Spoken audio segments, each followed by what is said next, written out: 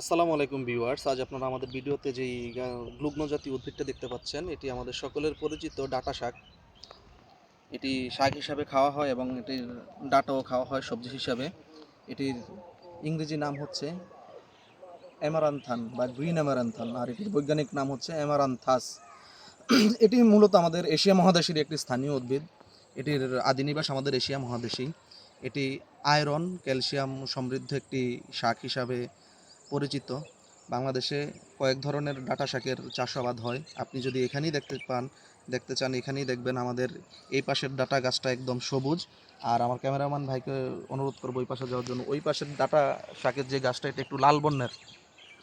তো এই ডাঁটা শাকে প্রচুর পরিমাণে ভিটামিন এ, সি এবং কে আছে। আয়রন এবং ক্যালসিয়ামও বিদ্যমান। আয়রন, ক্যালসিয়াম সম্পর্কিত যত রোগ আছে তার জন্য এই ডাঁটা শাক খুবই উপকারী। এমনকি ভিটামিন এ, সি, কে যেই সমস্যার জন্য যেসব রোগগুলো হয় আমাদের সাধারণত, সেগুলোর জন্য এই ডাঁটা শাক খুবই কার্যকরী ভূমিকা পালন করে। এমন আরও তথ্যপূর্ণ ভিডিও পেতে আমাদের সাথেই থাকুন। ধন্যবাদ।